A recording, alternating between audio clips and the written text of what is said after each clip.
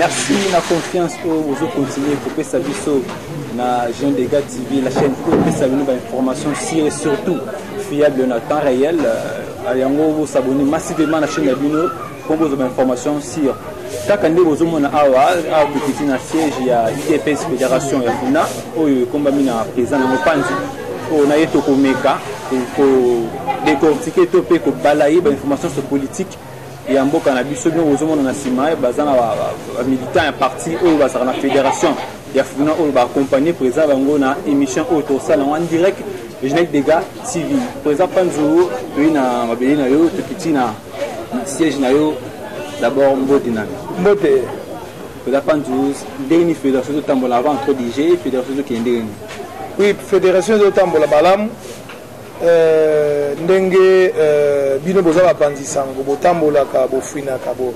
Oyebi lo lenge makambo. Ezo tambola pendant que ba mususu bakotaki na confinement, biso tokotaki te parce que nous avons voulu accompagner le chef de l'État. Donc pendant toute cette période oyo ezaki na ba mesures ya restriction et que ba réunion ezalaki ko salima te lokola conseil des ministres ezalaki ko kota lokola parlement ezalaki ko siéger biso pe to décider ki to siéger. Donc nous sommes en train de travailler pour l'implantation du parti, rendre IDPS agréable pour un futur meilleur. Merci beaucoup, Président Panzou. Après, c'est déjà état de santé. Il y a la Fédération Afro-Ndenge qui n'a pas eu tout ce qui a état d'urgence, na maladie, qui coronavirus, c'est pandémie, qui peut RDC na Bokonona. Mais Président Panzou, de côté, c'est qu'on va faire sujet parce que nous avons balayé la situation politique de l'air et en Bokonabis. D'abord, premièrement, vous évaluez l'état de santé politique de RDC Ndenge. Oui, état de santé politique, il y a République démocratique du Congo. Ils ont secoué dans la turbulence. C'est-à-dire ils ont secoué dans la turbulence. Ce n'est pas parce que le président de la République a lingui la turbulence ou le peuple congolais a lingui la turbulence. C'est parce que le lingue a mabé ou congolais qui vote au lieu de sa Félix majorité, la PSI majorité na ngambu mususu des raisons de la turbulence ezali parce que bato oyo ba perdre le pouvoir balingi ko croire que ba perdre le pouvoir bazolinga bazala toujours visible. Va perdre le pouvoir na quel compartiment on va perdre le pouvoir. Oui, bato va perdre le pouvoir eza bato ba gérer ki mboka na biso pendant 18 ans. Donc j'ai cité cette soi-disant majorité au travers le FCC. Bango lokola peuple a voté qui m'a payé. Et ça dit que Bayen a une certaine majorité de facettes.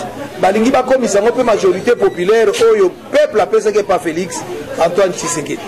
Alors, devant cette situation, bazo créer un comportement moko oyo ekoki ko sala que peuple aïna président de la République oyo azo sala nyonso pour que à répondre à besoin du peuple. C'est la raison pour laquelle dans le bien été toujours traversé la période moko ya turbulence politique, la période moko ya turbulence politique oyo ezo sala été mbeba ekota na mboka na bisote pour que tokoka ko bongisa mboka na lolenge elongo boni elingi ko loba nini la période oyo Félix Antoine Tshisekedi a eu pouvoir. Or mi makambo ya coronavirus oyo eza likambo ya Félix te c'est eza pandémie moko mondiale oyo etouché mokili mobimba batu ya soi-disant majorité balingi ba profiter na yango pour que ba justifier que Félix azo sala eloko te alors que bayebi très bien que parce que pandémie c'est mutu nyonso pandémie maladie ya coronavirus eza te kaka oyo mutu aza la majorité mutu aza en position mutu en société civile coronavirus eza pona mutu nyonso tant que bango baza pas profiter na ngolo bani elingi koloba tango bazo sala discours na média bazo loba ete au lieu parti à président de la République et s'occuper na makambo oyo esengeli pona peuple, c'est-à-dire kolia ya peuple kopesa bango salaire oyo elongo bani bakitisa dollar babosani ke na Angola et doublé babosani ke na France baza na même problème ya inflation babosani ke na États-Unis eza secoué balingi koloyebisa batu te ke na Canada pesa bousculé balingi bayebisa batu ke problème bango eza kaka na kati ya RDC. C'est la raison pour laquelle tout le monde yango ke eza amalgame de la part ya bato ba échoué pendant 18 ans balingi ba profiter na sima ya pandémie oyo baloba lokola la pandémie yango eza président Tshisekedi mutu ayaki nango alors que eza phénomène moko international. C'est la raison pour laquelle tolobi ba turbulence oyo tozo vivre bango nde bazolinga baprofite kaka na période oyo, alors que président de la république asapesi gratuité, président de la république amatisi salaire ya bapolisier na bamilitaire, président de la république azopesa situation moko ya malamu mpona basoda batongela bango bandaku, basoda batambola malamu, peuple akoka kovivre malamu, bango balingi baprofite na nsima na yango au-delà ya moyibi oyo esalamaki, alors que président a activé justice pour que rendre justice na mboka na biso ba oyo bayibi mboka bazala sanctionner, bango balingi bakabata yango batia yango na mutu ya président de la république neti na titre ya président ke azosala eloko te. Président Pandunaro koloba na moni osala allusion na bamarche oyo tokosalama toute l'air kaka bakala mingi te awa tomonaki IDPS lumaki mpe na balabala mpona koboya après enterrement ya Rosa Malonda na Assemblée nationale mpona chef de l'État anommé te tomoni mpe bandeko balamuka bango mpe baboyi balekaki na nzela mpona kaka koloba nano baboyi 3 propositions de loi ya mina kuna sakata mpe koboya mpe susu Rosa Malonda na tête ya CENI mpe tomoni susu FCC abimi na balabala abikili azosoutenir l'institution de la République. Ce que tu as dit, est-ce que le pouvoir de la RI peut basculer aussi le pouvoir de l'institution? Évidemment, l'IT Oyo IDPS a sali pendant plus de 37 ans. Et ça qui pour conscientiser la population, ayeba ke mboka ekoki kotambola na lolenge oyo ba politicien ba kolingate, mboka sengeli etambola na lolenge oyo peuple a lingi. Na biso na kati ya IDPS eza phénomène moko oyo mukiliti lelo ba comprendre kango te, c'est la pyramide renversée.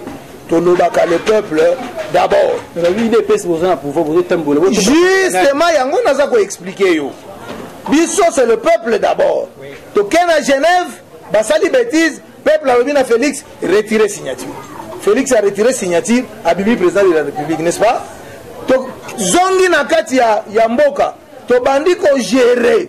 Bato oyo lokola peuple asalaki erreur a voté mabe apesi bango majorité balingi ba profiter na yango soki peuple alobi yango président a kosala peuple alobaki ministre wana ya finance sengeli alongo akende ministre alongwe peuple alobaki ministre ya justice peuple alobaki que bato yo nyonso basali bambeba na armée président de la république il faut restructurer armée président de la république a restructuré armée magistrature président azako parce que que la justice élève une nation. Président de la république est en train de jouer réellement son rôle par rapport à la vision ya IDPS o ezali le peuple d'abord. Tout le monde na clôture ya Assemblée nationale, la présidente Janine Mabunda Lobi, bango déjà Assemblée nationale, basali musala na bango. Ceux qui bandent comme XY, eux ils ont posé un glissement pour l'élection salamati parce qu'ils ont retard parce que bango devant entériner et que le chef de l'État pour a communiqué. Mais bango déjà c'est musala bango c'est que babi bande de défense va soutenir que besoin na peut-être 2023 sur l'élection. Ils ont des bokangami na CENI pour que vous ça que au ensemble on a comme des problèmes. Biso to ozala ba hypocrite. Ceux qui sengi to glisser to glisser. Mais t'as des trucs qui glisser té. Le chef de l'État doit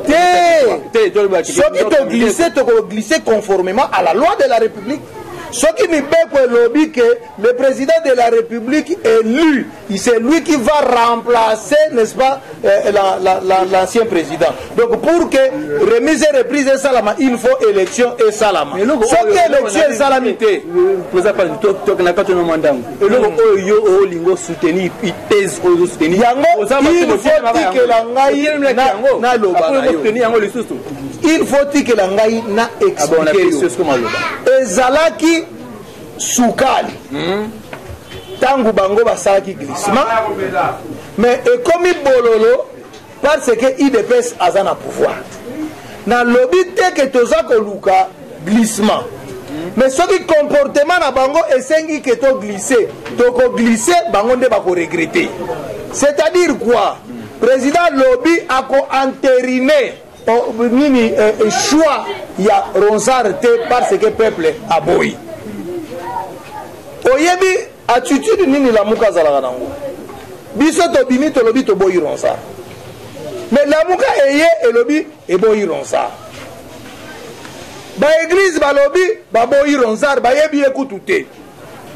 na kota oyo yayaki nango ya église kimbangwisi ye moko alobi ke ayebi ye te yo yebisanga composante oyo azo reconnaître mutu wana te pourquoi mutu wana akende koreprésente composante wana bon akomeki na niveau wana ndenge nini c'est la raison pour laquelle tolobi ke busoto esalamaki na kati ya eloko wana ba revoir yango le plus rapidement possible parce que nous n'avons pas besoin de glisser ba revoir yango le plus rapidement possible tozwa candidat président ya seni oyo peuple nyonso akobeta maboko pour que to vivre lisusu ba événement oyo elekaki te tokende liboso toza na posa ya glissement te mais il faut mutu oyo akozala accepté par tous. Est-ce que vous avez que bino bayi politique bo s'ingérer dans la société civile te comité côté FC habité ngala IDPC aye FCC aye la muka bino bo s'ingérer c'est que tango église elobi tango bo ko manipuler na ba prélat bo pasteur te tango église elobi ke eyebi ronsard te FCC bazo betele maboko pona ni muto ya za ya bino te aza ya société civile bo siko bino bokangami kana ye pona ni ce qui bazan intérêt moko na sima. Voilà. C'est la raison pour laquelle nous voulons assez que la société civile étant toute tendance à la société civile. On ne peut pas dire ça. Tendance nini ya société civile et soutenir Ronza. Exacte ba corporation nyonso balobi ke no ba yebite Ronza wana auti wapi to yebi ke azali mutu ya kala na kati ya seni mais en ce qui concerne choix ya Ronza pour que a représenter société civile eza choix na bango te siko le président de la république a ko entériner lo ka bongo pona ni poto vivre sous ba événement ya passé malheureusement je suis la personne qui connaît mieux Ronza. Ronza c'est le fils d'un ami à mon défunt papa. Je l'ai connu comment il a évolué, comment il grandissait. J'ai de bonnes relations avec lui, malheureusement, mais je dois vous dire très sincèrement que Azana malchance, il y a se retrouver dans le logo Oyo, corporation Oyo Sengeli Etinga, ils ont reconnaître. Et là, tes papa expérience Niazaki Nango parce qu'il y a 3 cycles mobile. 3 cycles, et petit résultat. Mais si que le petit chef de l'État mais c'est pas un problème. Tolobi que na basikle nyoso wana se comporter ki malamu te. Oh Félix Abima qui c'est par contrainte. Eh ba ngo. C'est par contrainte calcul contrainte elingi koloba ke majorité na ye au peuple apesa ki moyen ba truquer ezala kité. Au moins que le calcul ezaki facile. Le calcul ezaki facile na députation. Au moins que ba tripatrouiller kuna. Ah ouais, ça là ba candidat. Ezaki ba parti politique te. Ezaki ba plateforme te. Ezaki ba candidat ya boye candidat ya boye. Tant que candidat wana ba voter ba voix na ye, oko triquer en onde. C'est ça le problème. Kuna esika ko ba réussir ko tripatrouiller, nde yango ba tsaki buzoba na bango, nde président lobi ke tokoki ko zonga lisu na buzoba wana te. Il faut to bongisa pour que démocratie en mboka na biso et stabilité pour un avenir meilleur. Bon, on a Zaki Mambasini, à présent, pendant le la Mambasini, il y a 4 cas. Il est présent pendant le cotation dans l'ordonnance chef de l'État. Et suis-moi, ils ont sujet à l'élo. Et basculer coalition FCC à lui qui a déjoué. Parce que donc d'abord, selon la loi, est-ce que le chef de l'État, l'ordonnance n'est pas conforme à la loi, il y a déjà un déréglement. Mais naïbité ceux qui n'ont pas dit, ils ont contre saint. L'ordonnance du chef de l'État doit être contresignée par le Premier ministre. Ce qui veut dire que le Premier ministre sera consulté. Le Premier ministre a quelle mission a tiki ba prérogative et pas vice-premier ministre a tiki prérogative mon côté. Poser question. Mboka na biso za gérer na mibeko. Sokozi constitution ya mboka na biso tangi article 91, 90, 91, 92. Ça va vous éclairer. Balobi que en ce qui concerne le premier ministre, ce qui azali empêché, azali absent, empêché, c'est le premier ministre ayant la préséance dans le gouvernement. Alors, le ministre qui a la préséance, c'est le ministre de l'Intérieur. Le premier ministre va en mission. Atiki, vice-premier ministre, Kankonde. Le vice-premier ministre Kankonde ayant tous les pouvoirs, il a représenté le premier ministre, a représenté le premier ministre dans le contre-saint, dans le document. Donc, on dit qu'on démontrait plus de 20 documents. À l'époque, il y a 18 ans, il y a Kabila. On va contre-saint et Salamine a un ministre autre que celui qui a la préséance. Cela n'a pas posé de problème. Avant Azosa l'intérim. C'est là présent. Relancé au caca. Avant nous ça l'intérim. Au juge d'une juridique intérim. Mais pour ça la haute juridiction, parce qu'on a évidemment voté le Premier ministre, il a fallu informer chef. Il a informé, il y a tout le monde que chef Premier ministre a mis. Il y a que Bazala qui n'a conseil des ministres avant l'élection. N'est-ce pas que le Premier ministre a été informé que l'armée faut pas nommer. Magistrature il fait à la réaménager. Et puis na lingi pena yebisayo. L'armée, la magistrature, eza apolitique. Est-ce que yo yebi que na magistrat il y a opposition à la majorité bazala en tant que journaliste. Ba policier, ba militaire, il y a majorité dans l'opposition bazala. Bato le président de la République a nommé. N'est-ce pas que le président Kouta Barona Moussala? Ndengenini n'a pas prérogative, il y a chef de l'État qui est en train de jouer réellement son rôle, n'a pouvoir naïe. Alingi a réhabilité domaine où on a pour que Mboka étambo la malamu. Pour Asala Yango, il faut que nous consultions Bato. Yo yebi yango te que armée et ça n'a pas domaine, il y a chef de l'État. Mais si vous avez la coalition, il faut que sur la concert. Domaine, il y a chef de l'État. Domaine, il y a yé.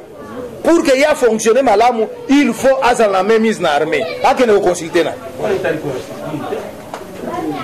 Et ça la coalition. Domaine la coalition et ça gouvernement. Même l'entreprise, chef de l'État, a juste par élégance. Même l'entreprise a consulté. Parce que l'entreprise est en boca. Azana pouvoir, il y a qu'on nomme Mouto, il y a Lingi, pour être mboka et Kokakotambo la malam. Mais ici dans l'armée, les soldats ont eu Kabila dirijaki, Atambola Gina Bango, a comme ici Bango général. Président de la République Azo Bango a fait sa attribution pour que va servir nation. Comment Bango va s'opposer? Par quelle intention? C'est-à-dire, Bazana ba généraux, ou Bazana en obédience na Bango, Bazana ba magistrat, ou Bazana en obédience na Bango, ou Bango Balinga va faire sa Bango mission pour que Baké ne constitue entrave dans Moussala au chef de l'État au Sala. C'est comme cela que le président a dit Bango que coalition est koufaté. Mais il y a Yango que tu kaka boyi. De la même manière, Anomaki Kyungu, Baboyaki Kyungu, Lelo Kyungu a sali remise et reprise à Zala. De la même manière, magistrat, soldats, généraux, ou le président de la République a été nommé dans Zala. Parce que même la haute magistrature, c'est oui, ça n'est pas violé, même si j'ai un coup constitutionnel pour le cause de Basso. Est-ce que c'est gros sur le pays de loi? Dans le lobby, si vous avez un bureau. Bino bolingaki bureau ne tika la kaya kokanga basala basomu fu ya sika omoni ke bazaki na intention mabe bazaki na musala mabe ezo justifier que bazaki na intention mabe pour preuve balakisi ke bakota na bango na opposition bazana bango na pouvoir de bango wana ba marché le col appelle bis Dani Félix Bazane démocrate atikeli bango pe ba marché après ça a donné quel résultat maintenant balobi ke ba marché qui pour soutenir ba loi ah bon va soutenir le président de la République parce que c'est lui le garant. Il y a une institution.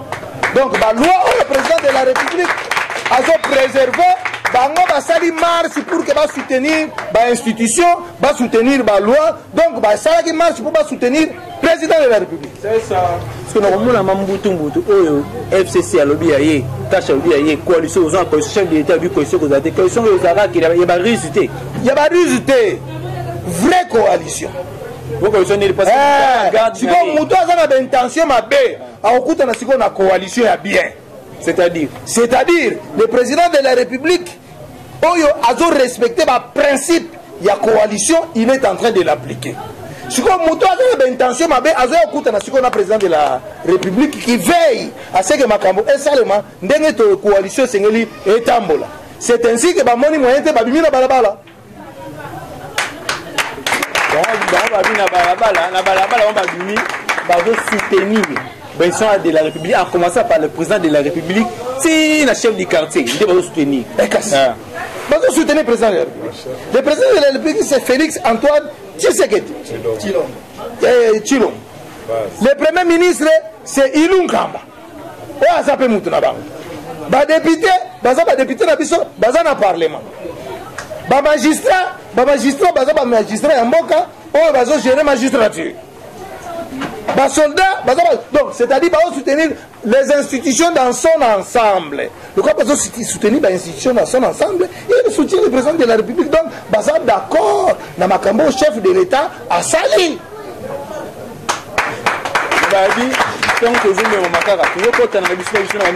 Entre autres, la frontière n'a pas occupé la barre étrangère. Bango ndeba c'est expliqué. M23 a allié à Bango ya FCC. M23 azalaka allié na Bango ya FCC. M23 Bango ndeba kotsaki M23 na ba institution. M23 bayaki kokutana chef de l'État pour que ba répondre na appel ya chef de l'État oya bengaki batunyo so baya kosala musala ensemble pomboka et kende liboso. Donc ce qui est là comme mususu za na zamba c'est que ça M23 te. Abongo ba oba yako kutana chef de l'État siko bazabana. Wana za M23 te. Balingi ba tromper na. Balingi ba créer ba poche oyo numbi azala ko préparer na zamba. Siko ba comprendre te chef de l'État a court circuiter bango atindi na garage. Si vous moyen à exécuter plan oyo azalaki nango ezate c'est comme cela que pesi bango qui peleke c'est non boba na kosala siko ba déclaration M23 linga bana baba ba kokuta na pena ba char oyo ya sikawana yuto ya 50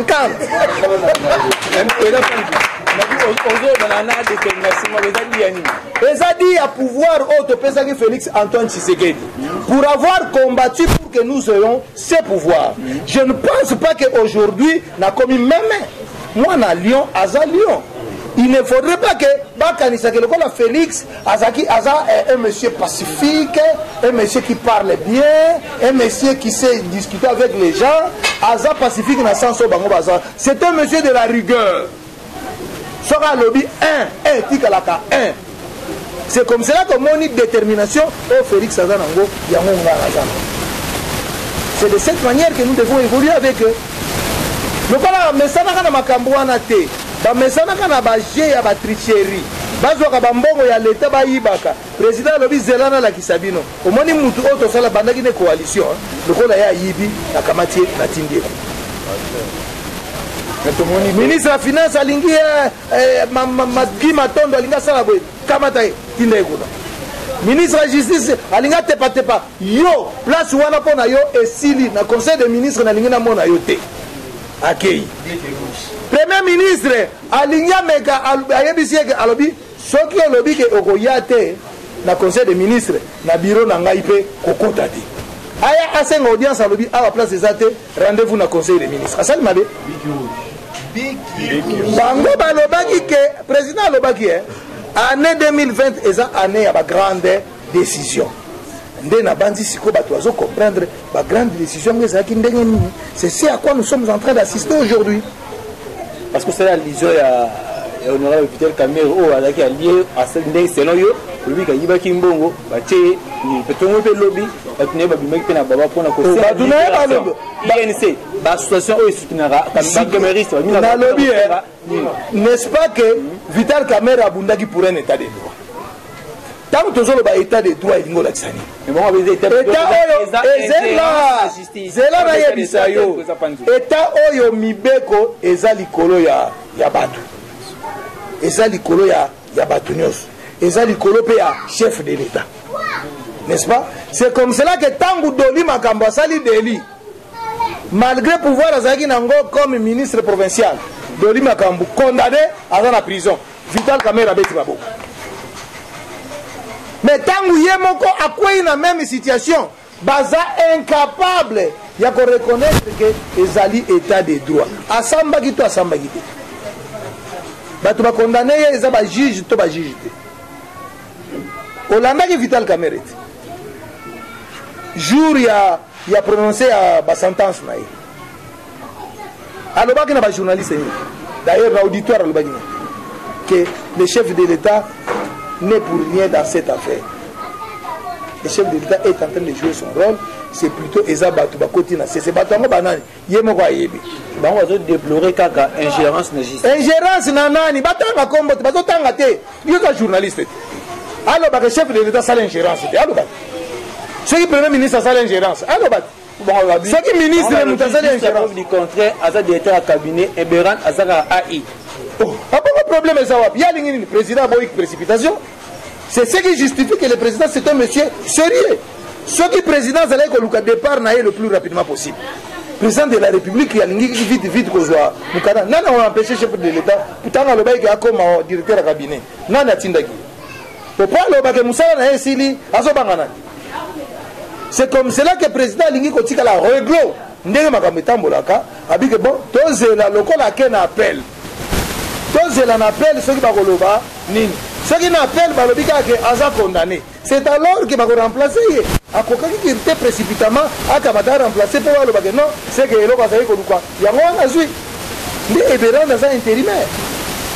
Les enfants de la Sénat sont pratiquement en intimité, mais pour aussi de dire ça que tout le monde parce qu'il est fait, bah nous voulons les peuples d'abord, les des slogans. Les hommes marchera en métallique politique, mais qu'on a vu c'est la population qui hypocrisie. De là les hommes matin, beaucoup de l'autre côté, mais ça les peuples d'abord. Ignorance. Est-ce que le gars ignorance. Hypocrisie na ignorance. Yanini. Bitumba oyo IDPS asala tito koma na pouvoir ezalaki pona kobunda pona intérêt ya peuple. Le peuple ngwazo le sokande po okoma na social.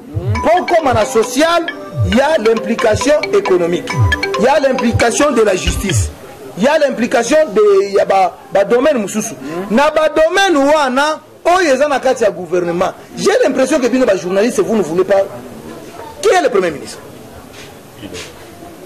N'est-ce pas que ça il a un pouvoir, tu as un pouvoir. Qui est le ministre des Finances? Il a un pouvoir, pas un pouvoir. Nani a une banque. Mais quelqu'un est le premier ministre. S'il vous plaît, j'ai l'impression que Bolingi Boki Mandengeni. Nazo yebiso makambo eza vrai o yope oyebi nangai. Bango effort nini basali pour que na cadre ya coalition pour soutenir le chef de l'État pour que social et ça malam. Ndeko nangai, est-ce que likambo ya Covid eza Félix Mutakrien? Une situation internationale qui frappe le monde entier. N'Angola, dépréciation et salami à 157%. Ils ne le disent pas, ils ne veulent pas que le peuple soit au courant. Pouvoir d'achat en Angola et Zana baisse. Ils ne veulent pas le dire. Nabamboka nyonso baza na même situation que RDC. Ils veulent faire croire aux gens que la situation à RDC est plus grave qu'ailleurs. C'est une situation internationale. Bissokou Toutozo parvenir avec le peu de moyens pour se battre. Mais ailleurs, ils ne parviennent même pas. Nous sommes en train d'évoluer. Bientôt, confinement est aussi là. Bientôt, ma gambe aussi là. Et le corps va guérison et bandit en cascade. Bientôt, est aussi là. Ils reviennent pour nous poser la question. Donc, c'est-à-dire, il y a Ngambouana. Le corps va hypocrite. Le corps va FCC, soi-disant majorité. Bazo ça la hypocrisie, balingi va profiter pour voir que non, à peine 2 ans. Il dit non, pendant 18 ans. Balingi di boulot wana bakunda wana une année. Comment ça? Et les Congolais aussi veulent croire à ça. Et là on y va basala ki. Et là on y basala. Batika biso to sala musala na rythme o tozo kenango to répondre na besoin réel ya peuple congolais. Sandeli Kambi a pris sur les marchés. Pris sur les marchés, ils ont tellement touché à cause de la pandémie, à cause du problème mondial autour. Le Korato Bandi, au fur et à mesure que la situation va redevenir anormale. Le chef de l'État a pris toutes les dispositions, la gestion de l'État après la Covid. Tout a été calculé. On verra de quelle manière nous allons régler ces choses et nous irons de l'avant. Oyo Ali Kolia Maki, il faut Bouka Maki. C'est ce à quoi nous sommes en train d'assister aujourd'hui. Donc, Tozo Kende, au fur et à mesure, nous allons répondre aux besoins du peuple. Base de la biso peut aussi dire ça, quinquennat na biso. Bon, on va tout na biso, Bossalini. Biso, que non, Bossalini, le côté. Comment ça? nous sommes en train de travailler, ils verront jusqu'à la fin. D'ailleurs, tu as redoublé le mandat. Ça va s'arrêter, tu as triplé.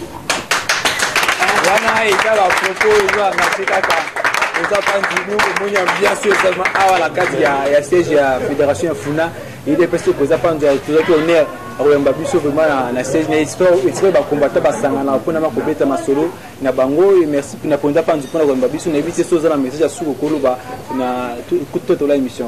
Oui, message dans ya suka c'est une appel, il y a conscientisation, il y a population dans son ensemble. Le peuple congolais qui auront l'occasion de suivre cette émission, ils doivent comprendre que l'IDPS n'a pas lutté pendant 37 ans pour que aya kozwa pouvoir na mboka oyo asala bavantir. Nde ba moni makambo président Félix a zosala. Pandémie eyaki ko créer oyo et créer, mais le président est en train de s'en sortir devant cette situation. Le peuple ne sera jamais dessus, mais to résister na la pandémie oyo to koka ko repousser ngo ekene musika comme ça to koyeba ndenge ni to répondre na besoin ya peuple. Na lingi ba ça la vraie politique. Batika makambo ya okene ko sala ba marche na échange ya 10 000 francs. C'est déjà révolu ce genre d'histoire. Biso kokanisa ke sili ezongi lisusu. Machete silaki bazongi sili su machete. Question no tuni yango te. Na yebi lelo oyo bazongi sili su makambo ya 10 000 francs. Tolandi ba image na ba réseaux sociaux na ba chaîne na télévision ndenge nini bazoka bola mbongo malheureusement tolakisi bango seul information nos gens na landaki ngai moko nazaki sur terrain. Biso ça la 10 000 francs. Non, on a 10 000 francs, mais j'étais sur terrain. J'ai vu comment l'argent était distribué, groupe par groupe. Bakaboli Bangon a siège à parti politique et majorité. Ils distribuaient l'argent. Comment Batouba Outi marche dans le Zonga pour le communauté? Nous étions dans ma bouche. Bon, on a poche. Moulanga Massanganaba.